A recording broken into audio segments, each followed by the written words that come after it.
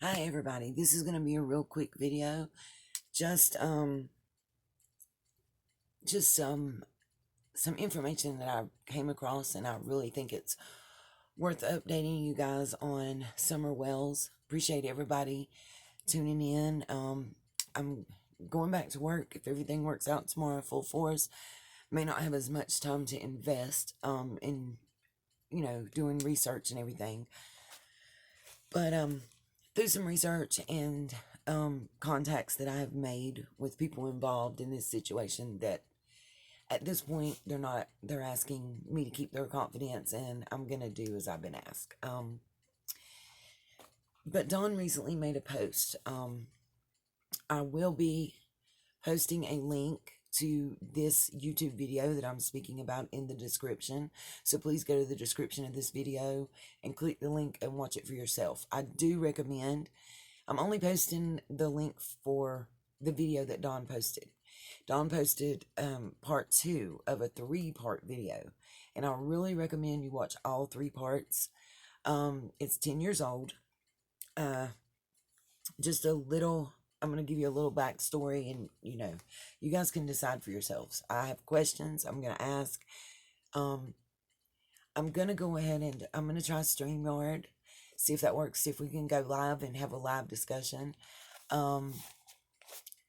Couple of my new subscribers, hopefully you guys will be able to be there. I would love to be able to have you guys call in and us actually, have a live chat and discussion rather than just me making a video. Sorry about all the movement, guys. I'm kind of hurting really bad. Just me making a video and y'all being able to comment on it. I think this kind of situation, us being able to have a live chat and get those comments going, would be great. YouTube's just not allowing me to at this point. If anybody knows a way around it or what I need to do that I'm not done, please, I'm open to advice.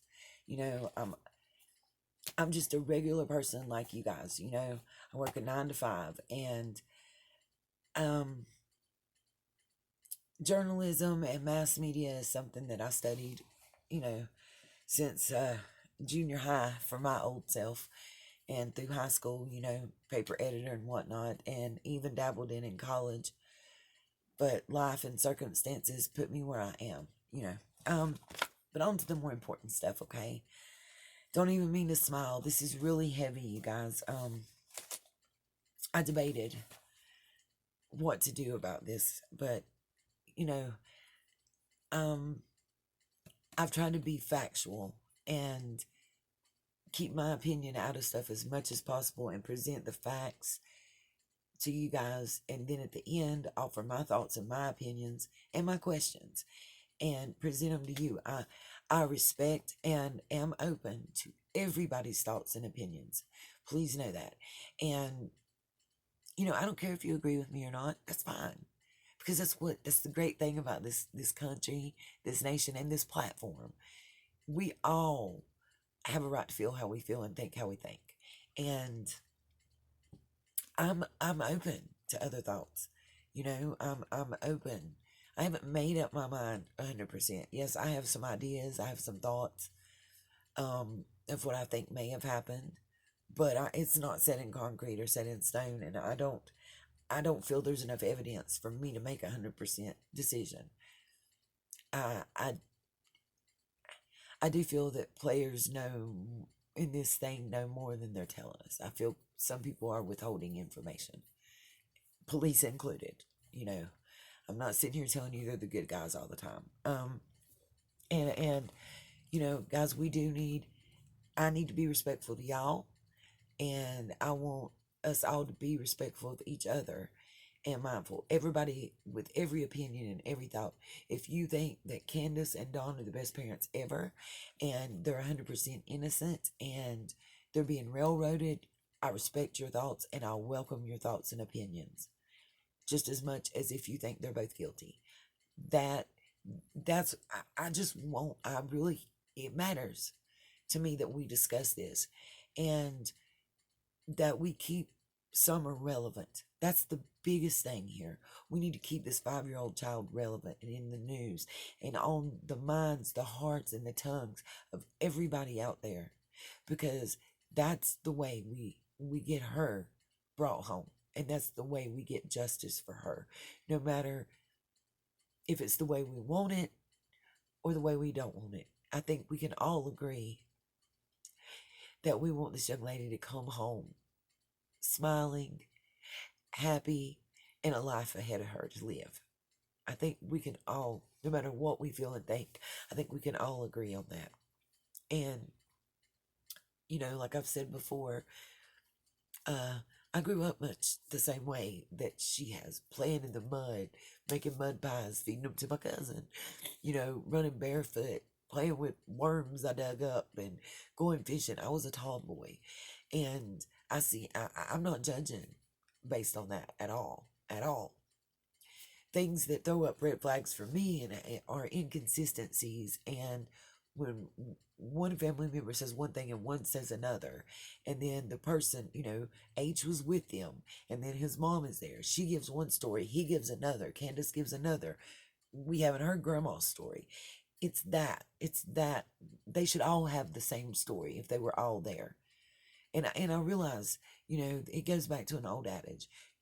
Me, you, and three other people can witness a car accident happening, and we can all see it occur in a different way.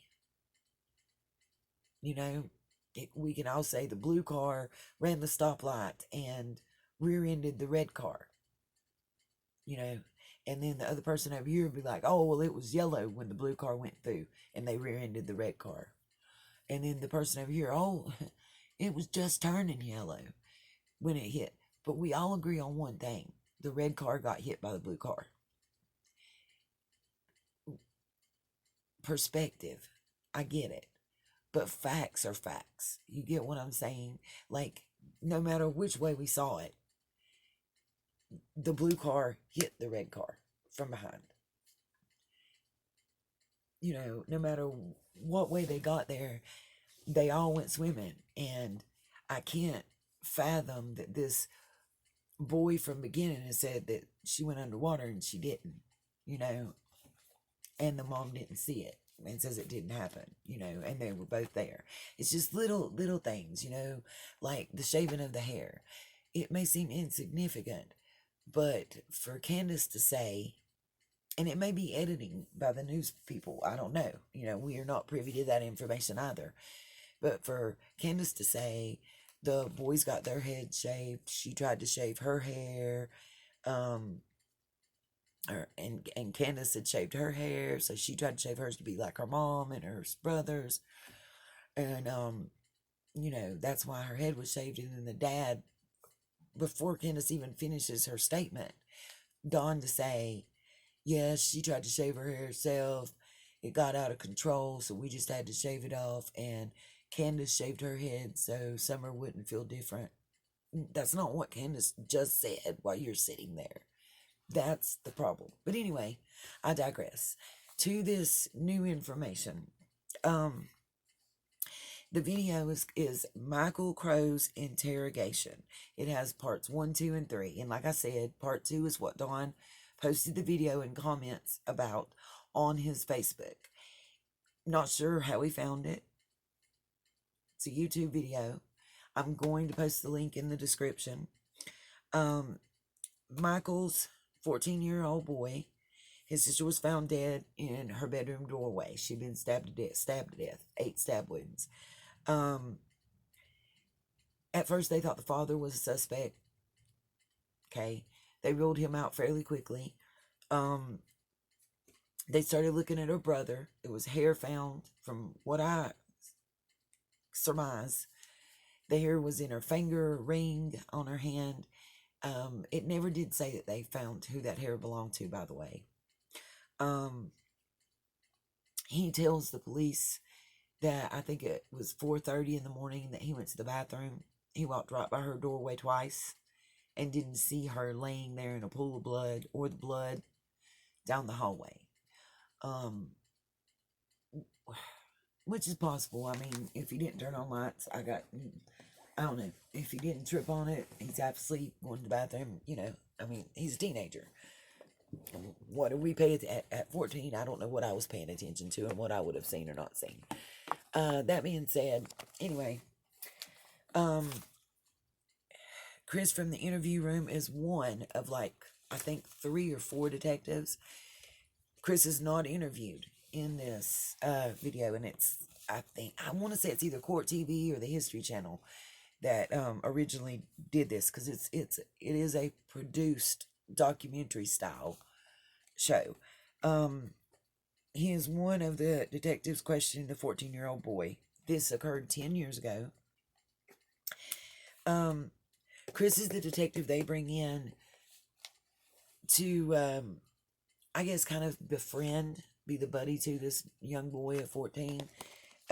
He gets his confidence, and he gets him to agree to a voice stress analysis, even has the boy help him make up the questions, okay?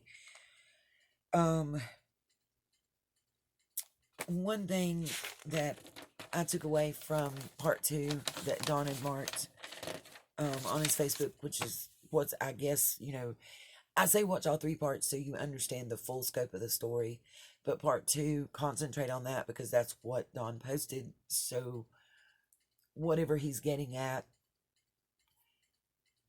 is contained in that part. I guess part 2 lets you know something I already knew. Let me tell you guys something that maybe I haven't said before. I have a paralegal certification in the state of North Carolina I choose not to use. So, I've done memorandums of law. I know a little bit about questioning, know a little bit about general statutes. By no means am I an attorney. What I did know and do know is the police are allowed to lie to you. When they're questioning you, they can tell you the sky's purple and green raindrops are falling, and argue with you all night long. They're allowed to use deceptive statements. They can even tell you that you failed a polygraph test, you failed a voice stress analysis test, whatever. They can tell you they found your blood somewhere. They can tell you they know you did it. All I can say is, one, ask for a lawyer. Say as little as possible. I want my attorney. I want my attorney. I want my attorney. That's the best advice anybody can give you. Don't talk to cops anytime without an attorney. And if you feel that it makes you look guilty, so be it. If I was Dawn and Candace's friend, I'm not going to lie to you guys. I would have told them, don't make any appearances, don't make any statements, don't talk to any media, don't talk to any police officers without me there. Simply because it can be used against you in a court of law. That's your rights. This boy was read his rights. It's on camera. Every bit of his interrogation was taped, and that's important as well. My thoughts during part 2, I'm not going to lie, I'm a mother, okay? And I've had teenage children. Was, oh my God, that poor baby boy. Where are his parents, guardians, attorney? Where is his representation?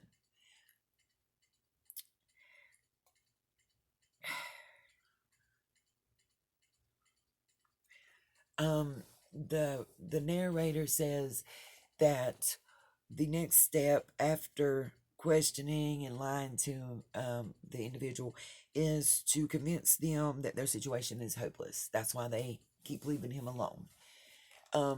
In the part of this show, at least, that's shown, Chris's part is very minimal. His part where he talks to the boy altogether is probably less than 10 minutes of what we see. Now, I'm not saying that's all that he was involved in the case or any of that. I'm just saying of what we see. Especially in part 2, I think probably, less than 10 minutes. And if you add part 3 in, okay, 10 minutes total. He wasn't even in part 1, I don't think. Or right at the end of part 1, possibly. The boy keeps saying over and over again that if he did it, he doesn't remember. Instead of just saying, no, y'all are crazy, I didn't do this. If I did, I didn't remember. At one point, he's even asked, have you ever blacked out before? And that was Chris talking to him. And he tells Chris no. this boy and two other boys that are friends of his are found in possession of what it's never said that it wasn't. So they're found in possession of what I I understand was actual murder weapon of his sister. Um, and they confess. They even confess to different roles in it. One boy, it shows him saying that this brother Mike was the mastermind behind it and that he did most of it and he was just the lookout and supposed to do away with the knife and that he didn't. It's important to know, one, these children were all acquitted. Two, they think there was a transient homeless man that is the person that did the murder, but he's never been convicted. They never had enough evidence to convict him and never got a confession. At least when this video was taped, they hadn't at this time, and you can tell it's older. Why did Don only post part 2 of this story? These are my thoughts that I'm reading, that I jotted down while watching this. What is Don trying to say with this? Okay. That's another question I have. And then I want to make it clear this video is 10 years old. And in part 3, Chris from the interview room calls into a radio show where the public defender that got the boys off is appearing on the show.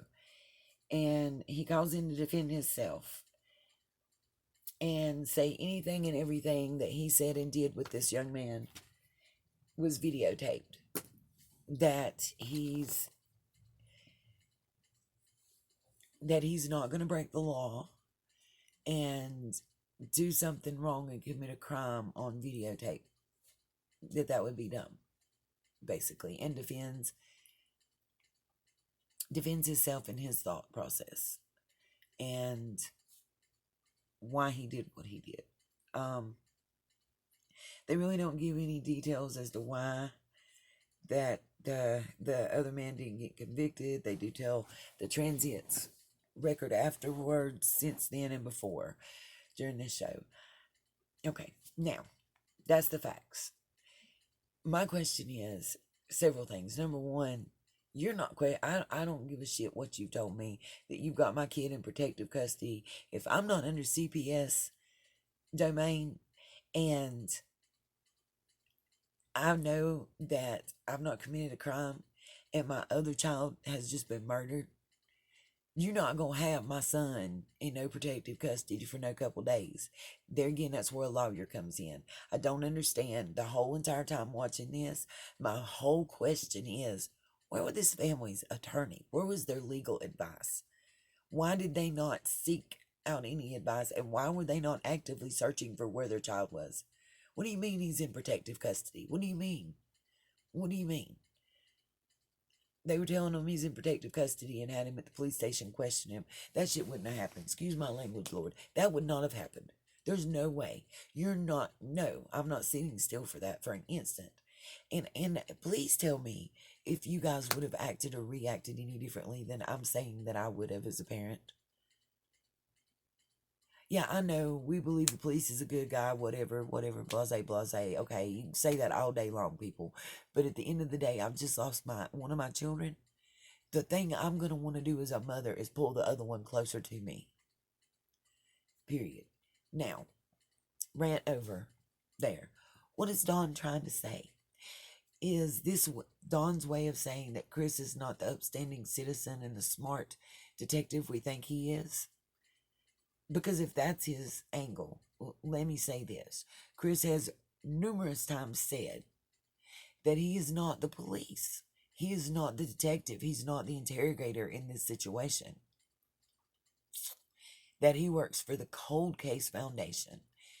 His entire thing is to get Summer's story out there and to do anything and everything he can to help this girl be found and bring her home.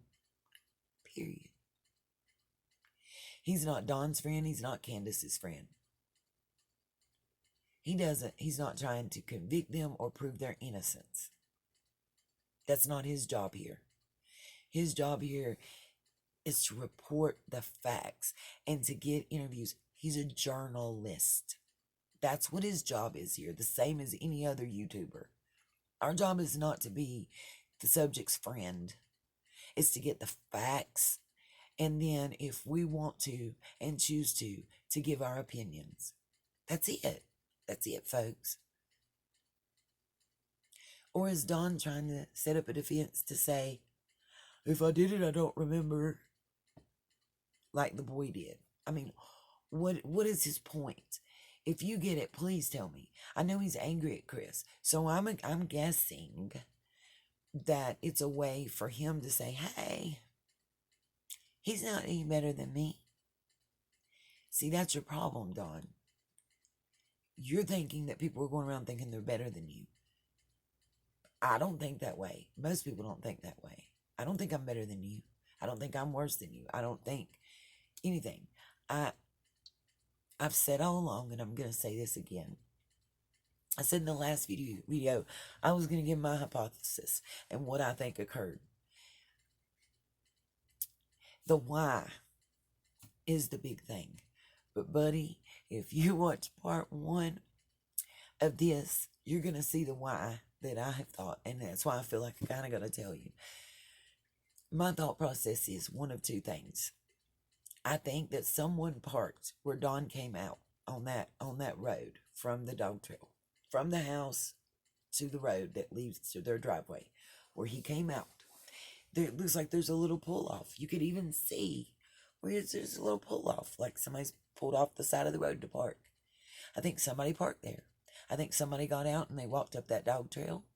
And I think it was someone that Summer knew, that the dogs wouldn't bark at, and that knew the lay of the land. And I think they either had a key and they were laying in wait in that basement for that child to come down there because they knew she would eventually, or they were watching from the generator bus area, saw her go into the house, waited by the door for her to come down the stairs, got her attention, got her to come outside because she knew and trusted them, walked her by the hand through the little dog trail and right to the vehicle that they had pulled over, got in it and left for her to never be seen again. Whether she was given to somebody else, which is what I pray, that she was given to somebody that wanted her and loved her. That is my prayer daily. Sold to somebody or met her demise. I don't know the answer from that point. And I'm not even saying who I think it is. But since Don wants to put stuff out there, I'm going to give my opinion. My opinion is I don't think Candace knows any more than she's telling, and I don't think the grandma does. As dumb as her story sounds, I think Candace was set up to be the fall guy, and I think she don't even realize it. And if she does, she's too scared. Candace is an abused woman, in my opinion. And that's coming from somebody who has stayed in the abused women's shelter because of a serious case of abuse that I went through over 4 years ago. I see it in every movement. Look at the difference in her demeanor and her personality when Dawn is there. I'm just saying, guys. Listen and follow me. Don's a subcontractor. He's working on that piece of land or whatever. Don can leave his phone laying there. He calls Candace to find out what time they're going to be home. His phone's still going to triangulate from that same signal. He goes and picks up Summer and does whatever, and comes back to the job site. Nobody's the wiser. He was driving the red vehicle. He had time. Why did it take him so long to get there? Driving time, he should have been there 10 minutes about before the police got there. Unless they had somebody in the area, you know. But if they were coming from the station, yeah. Last but not least, Check the last sites Don's been working on. He does drywall. Never know what you might find in the walls, the floors. Just saying. If I were a police officer, I would be checking those places. I would also be checking with the guy that he fired. Because I have a feeling that if he was a drug dealer, user, that he might have been a little more involved or around Don's property than they're saying. And that may be what's being hid and what's coming off as they're hiding something. Maybe they're trying to cover up their drug use because they're worried about the CPS case that was already active and pending with the other children. And it may be that simple as what's going on and why they come across so deceptive to anybody.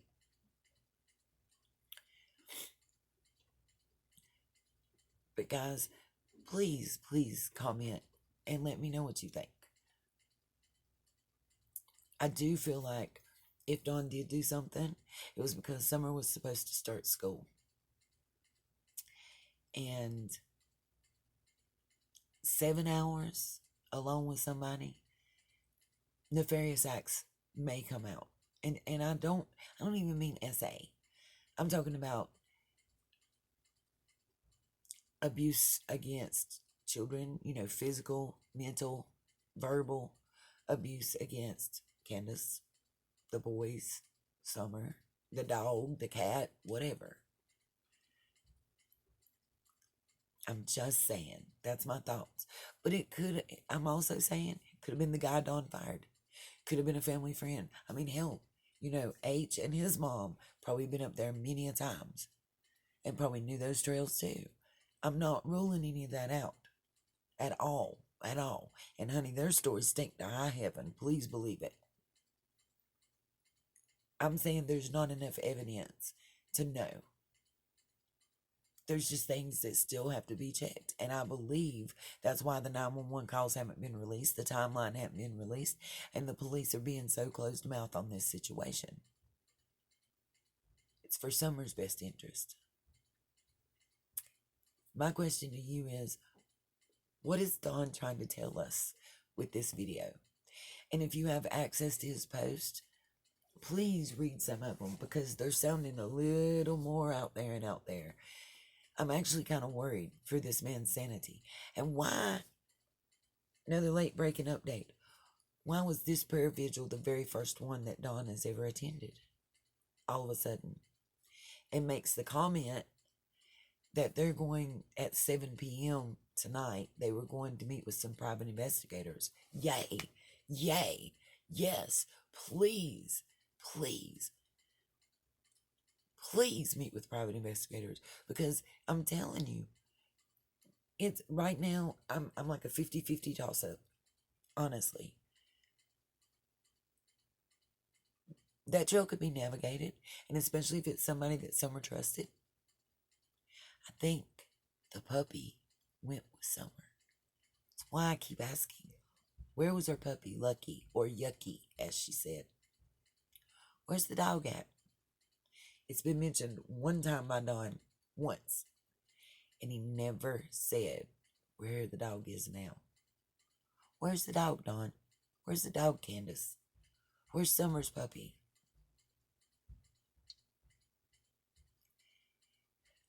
Whoever, if that child was abducted, she definitely could have been took down that trail, and it makes sense with the dog following the scent.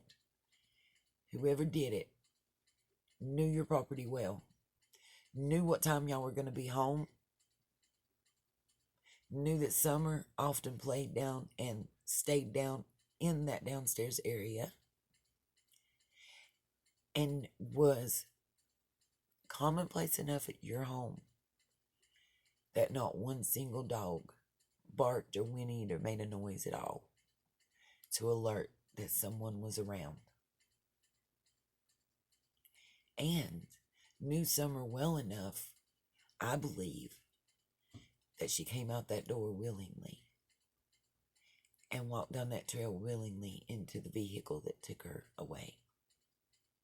That's my thoughts. That's my opinion. And my questions for you guys is, what do you think? And again, like I said, what is Dawn trying to tell us with this video? What is he trying to say? And how do you guys feel about Chris after you watch this? I want to know. Thank you guys, and if anything else pops off, I will update and let you know.